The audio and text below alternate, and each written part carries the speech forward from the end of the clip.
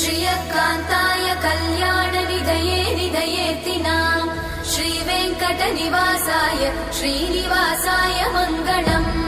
लक्ष्मी सविभ्रमालोकसुभ्रूविभ्रमचक्षुषे चक्षुषे सर्वलोकानां वेङ्कटेशाय मङ्गलम्।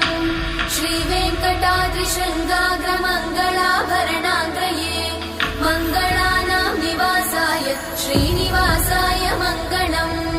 सर्वावयव सौन्दर्य सम्पदा सर्वचेतसां सदा सम्मोहनायास्तु वेङ्कटेशाय मङ्गलम्। नित्याय निरवध्याय सत्यानन्दचिदात्मने सर्वान्तरात्मने श्रीमद् वेङ्कटेशाय मङ्गलम्। स्वतः सर्वविदे सर्वशक्तये सर्वशेषिने सुलभाय सुशीलाय वेङ्कटेशाय मङ्गलम्।